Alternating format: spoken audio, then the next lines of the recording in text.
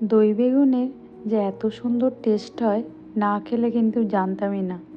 আজকে দই বেগুনটা আমি একটু অন্যরকমভাবে বানিয়েছিলাম।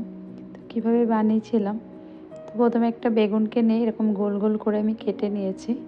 কেটে নেওয়ার পরে এর মধ্যে নুন, হলুদ আর লঙ্কা গুঁড়ো আর তেল দিয়ে বেগুনটাকে ম্যারিনেশন করে রেখে দিয়েছি।